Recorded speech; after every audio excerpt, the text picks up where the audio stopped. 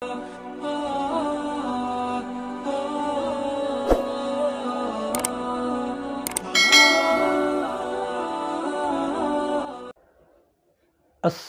علیکم ورحمۃ اللہ وبرکاتہ۔ آج کی اس مجلس میں انشاءاللہ العزیز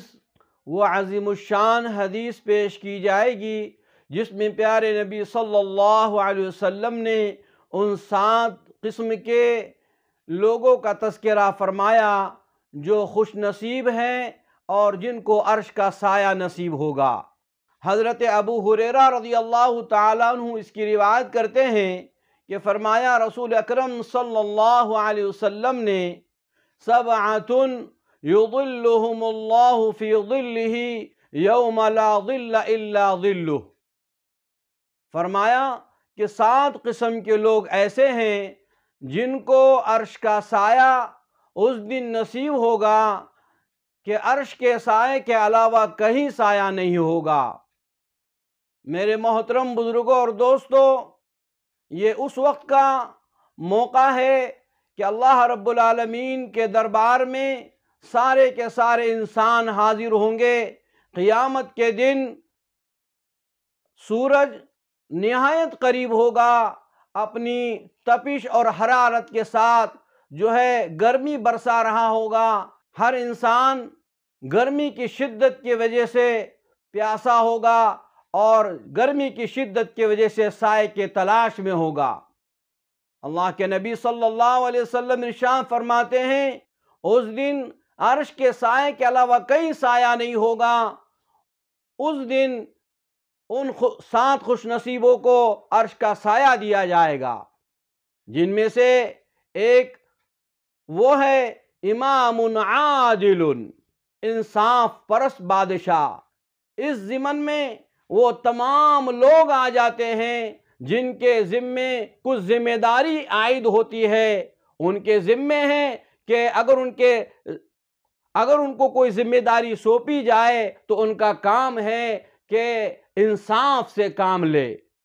ناانصافی کا شکار نہ ہو، بلکہ لوگوں کے درمیان انصاف کے معاملے کو قائم رکھے۔ دوسرا وہ خوش نصیب نوجوان ہیں جو عرش کا سایہ جس کو نصیب ملے گا۔ اللہ کے نبی نے فرمایا شاب نشا فی عبادت اللہ، ایسا نوجوان جس کی پرورش اللہ کی عبادت میں ہوئی ہو، جو بچپن ہی سے دینی معاملات کو انجام دیتا ہو، دین پر کاربند ہو اور دینداری کے ساتھ وہ پروان چڑھا ہو، تو ایسا نوجوان کل قیامت کے دن اللہ کے نبی فرماتے ہیں کہ عرش کے سائے کے اندر ہوگا۔ تیسرا وہ شخص ہے،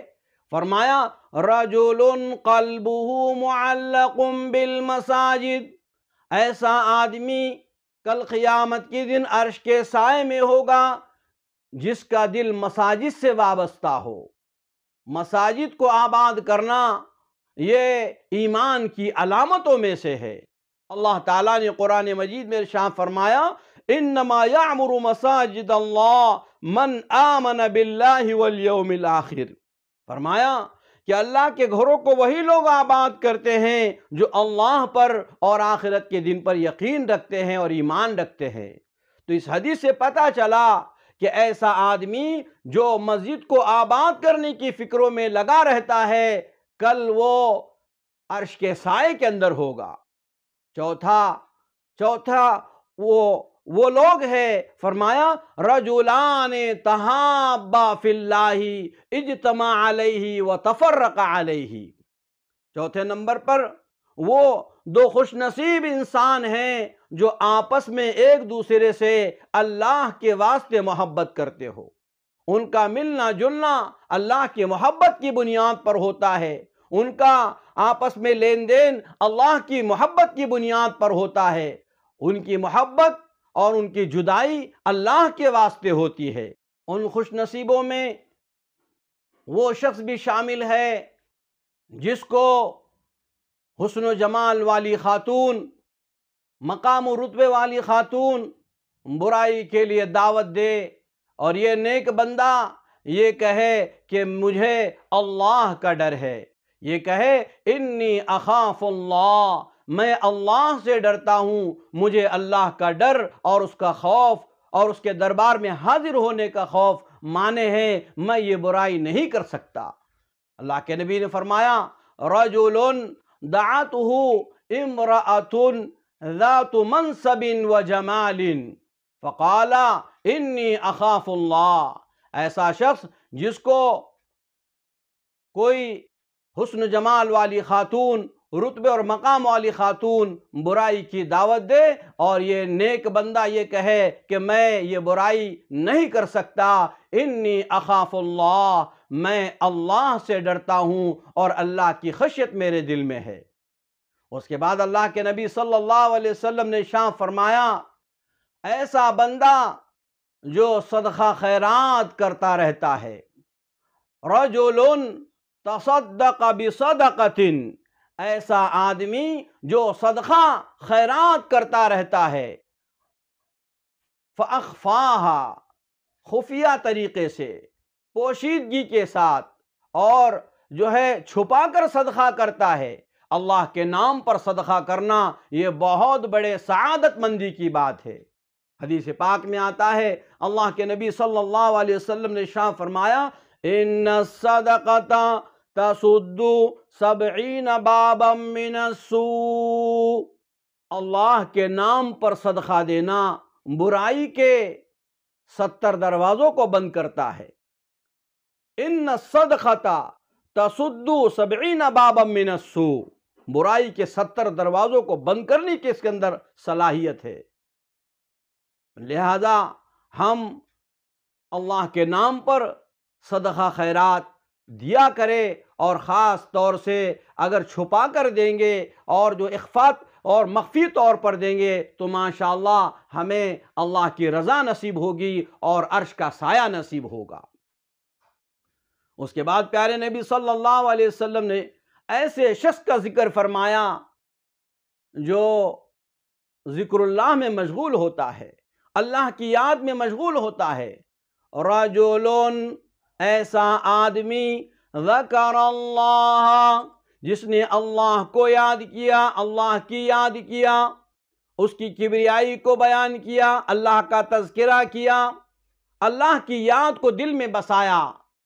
مفسر جو محدثین کرام فرماتے ہیں خالین کا مطلب یہ ہے کہ اپنے دل کو ما سوی اللہ سے خالی کر دیا، تنہائی میں بیٹھا ہوا ہے اور اللہ کو یاد کر رہا ہے، اپنے گناہوں کو یاد کر رہا ہے، اپنی خطاؤں کو یاد کر رہا ہے اور اس پر پشیمان ہو رہا ہے، شرمندہ ہو رہا ہے۔ حدیث میں بتلایا گیا ذکر اللہ خالین، اللہ کو یاد کیا خالین، یا تو تنہائی میں یاد کیا یا اپنے دل کو ما سوی اللہ سے پاک کر کے اللہ کو یاد کیا۔ ففاضت عیناہ، اس کی آنکھیں بہہ گئی، اس کی آنکھیں آنسوؤں سے چھلک گئی، وہ آبدیدہ ہو گیا اور اللہ کے دربار میں آنسو بہا رہا ہے، اپنے گناہوں کو یاد کر کے، اللہ کے ڈر سے، اللہ کے خوف سے، اللہ کی خشیت سے وہ متاثر ہو کر اللہ کی کبریائی کو یاد کر کے، اللہ کی پکڑ کو یاد کر کے،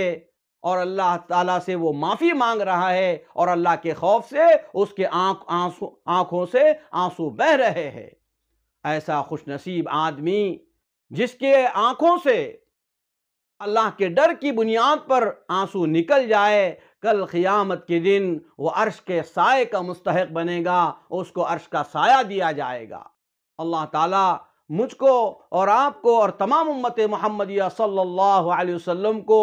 ایسے دن جس دن عرش کے سائے کے علاوہ کئی سایہ نہیں ہوگا، اللہ تعالیٰ ہم تمام مومنین اور مومنات کو عرش کا سایہ نصیب فرمائے۔ وآخر الدعوانا ان الحمد للہ رب العالمین۔